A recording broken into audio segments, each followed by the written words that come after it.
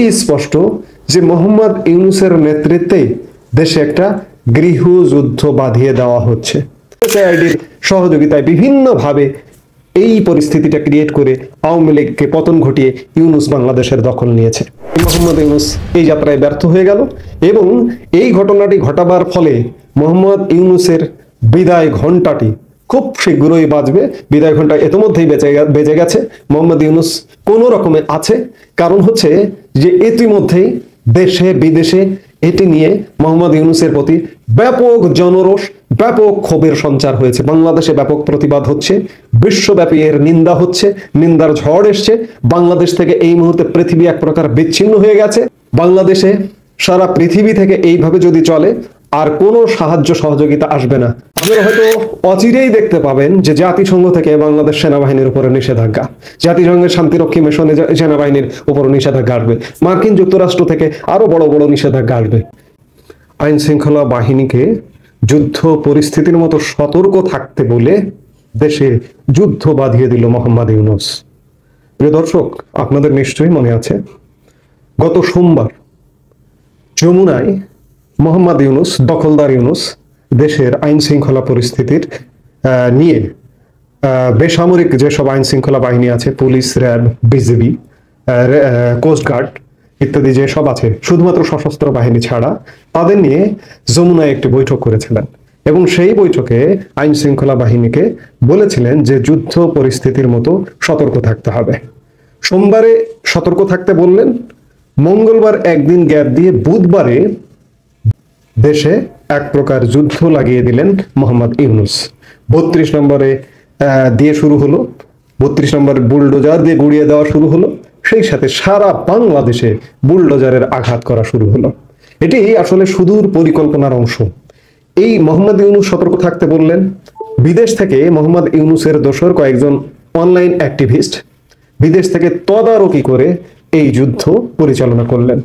বাংলাদেশে বৈষম্য বিরোধী ছাত্র আন্দোলনের আহ্বায়ক হাসনাত আব্দুল্লাহ ফেসবুকে পোস্ট দিয়ে বললেন যে ফাঁসিবাদের তীর্থভূমি আজকে সয় দেওয়া হবে, সমান করে দেওয়া হবে, এই ধরনের একটি পোস্ট দিয়েছিলেন। দেবার পরে ওই বুধবারেই তাণ্ডব শুরু হলো, যুদ্ধ শুরু হলো। এদের আসলে যে মোহাম্মদ ইউনূস কিংবা বৈষম্য বিরোধী ছাত্র আন্দোলন, এদের একটা সুদূর পরিকল্পনা। 5 আগস্ট পরবর্তী সময়ে যে পরিকল্পনাগুলো তারা বাস্তবায়ন করতে পারেনি, তারা ভাবছে যে ওই সময় অনেক কিছু মাথায় আসেনি, ভুল হয়ে গেছে। কারণ এর মধ্যে সিরিয়াতে একটি ঘটনা ঘটলো, বাশার আল আসাদের পতন ঘটলো, ঘটবার পরে কি কি ঘটনা ঘটলো, তখন এদের মনে হলো যে বাংলাদেশে তো এই কাজগুলো করা যায় বা এই কাজগুলো করলে আমাদের ক্ষমতা আরো পাকাপোক্ত হবে। সেই পরিকল্পনা থেকেই এরা দেশে একটা অস্থিতিশীল পরিবেশ তৈরি করেছে। আজকে এই যে যুদ্ধ পরিস্থিতি, দেশে যে সরকার নেই, এটির মূল পরিকল্পনাকারী মোহাম্মদ ইউনূস। আপনারা আরো জেনে গেছেন ইতিমধ্যেই যে মোহাম্মদ ইউনূসের এই পদে বা এই সরকারের দখল নেওয়াটা কিভাবে, কোন প্রক্রিয়ায়। ইতিমধ্যেই ইলন মাস্কের টুইটার ভিডিওটি আপনারা সবাই দেখেছেন, যে ভিডিওতে সুস্পষ্টভাবে এসেছে যে বাইডেন প্রশাসনের সহযোগিতায়, আর্থিক সহযোগিতায়, ইউএসএআইডির সহযোগিতায় বিভিন্নভাবে এই পরিস্থিতিটা ক্রিয়েট করে আওয়ামী লীগকে পতন ঘটিয়ে ইউনূস বাংলাদেশের দখল নিয়েছে। অর্থাৎ ক্রিস্টাল ক্লিয়ার, এটি একটি ষড়যন্ত্রের দখলদার বাহিনী বাংলাদেশ দখল করেছে।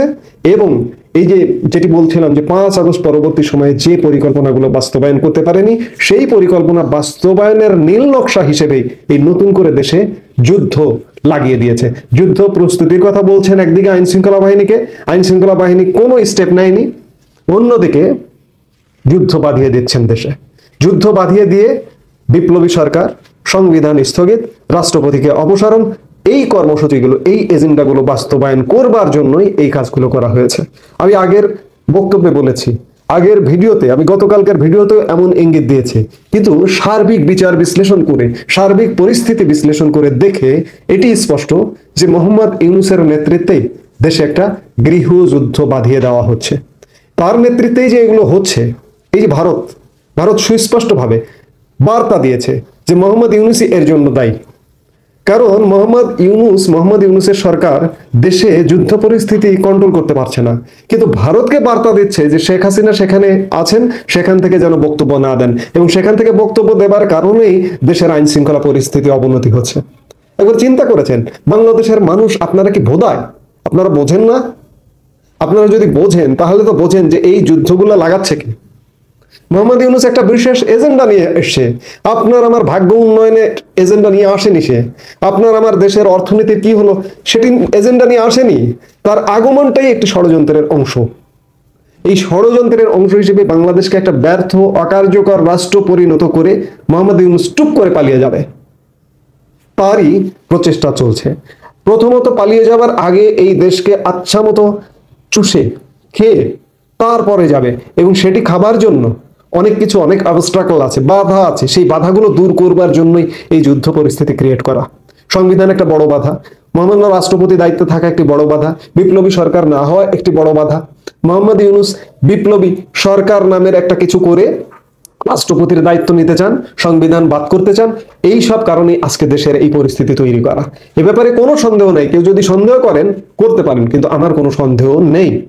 তবে সাথে এ কথাও বলবো যে মোহাম্মদ ইউনূস এই যাত্রায় ব্যর্থ হয়ে গেল, এবং এই ঘটনাটি ঘটাবার ফলে মোহাম্মদ ইউনূসের বিদায় ঘণ্টাটি খুব শীঘ্রই বাজবে। বিদায় ঘণ্টা ইতিমধ্যেই বেজে গেছে। মোহাম্মদ ইউনূস কোনো রকমে আছে, কারণ হচ্ছে যে ইতিমধ্যেই দেশে বিদেশে এটি নিয়ে মোহাম্মদ ইউনূসের প্রতি ব্যাপক জনরোষ, ব্যাপক ক্ষোভের সঞ্চার হয়েছে। বাংলাদেশে ব্যাপক প্রতিবাদ হচ্ছে, বিশ্বব্যাপী এর নিন্দা হচ্ছে, নিন্দার ঝড় এসছে। বাংলাদেশ থেকে এই মুহূর্তে পৃথিবী এক প্রকার বিচ্ছিন্ন হয়ে গেছে। বাংলাদেশে সারা পৃথিবী থেকে এইভাবে যদি চলে আর কোনো সাহায্য সহযোগিতা আসবে না। আপনারা হয়তো অচিরেই দেখতে পাবেন যে জাতিসংঘ থেকে বাংলাদেশ সেনাবাহিনীর উপরে নিষেধাজ্ঞা, জাতিসংঘের শান্তিরক্ষী মিশনে সেনাবাহিনীর উপর নিষেধাজ্ঞা আসবে, মার্কিন যুক্তরাষ্ট্র থেকে আরো বড় বড় নিষেধাজ্ঞা আসবে। ইউএসএআইডি সারা পৃথিবী থেকে গুটিয়ে নিচ্ছে। ইউএসএআইডি তার নিজ দেশেই এটি থাকবে নাকি বন্ধ হয়ে যাবে এমন শঙ্কা দেখা দিয়েছে। এরই মধ্যে বাংলাদেশে ইউএসএআইডির যে কর্মীরা ছিল তারা গত বৃহস্পতিবারে যারা অবশিষ্ট ছিল তারা কিন্তু সবাই চলে গেছে। এভাবে আমেরিকা যদি চলে যায়, সারা পৃথিবীর যত ডোনার এজেন্সি আছে, সাহায্য সংস্থা আছে, বাংলাদেশ থেকে গুটিয়ে নিয়ে সব চলে যাবে। মানুষ কর্মহীন হয়ে যাবে, কারণ এই ডোনার এজেন্সিগুলোর ডোনেশন দিয়ে বহু প্রতিষ্ঠান চালু ছিল, সেই প্রতিষ্ঠানগুলো বন্ধ হয়ে যাচ্ছে, প্রতিষ্ঠানের কর্মীরা ছাঁটাই হয়ে যাচ্ছে। অর্থাৎ সামাজিক অস্থিরতা, একদিকে যুদ্ধ আর একদিকে সামাজিক অস্থিরতা এর মধ্যে শুরু হয়ে গেছে। কাজেই বাংলাদেশ, আমি বারবার বলি, বাংলাদেশ দখল হয়ে গেছে।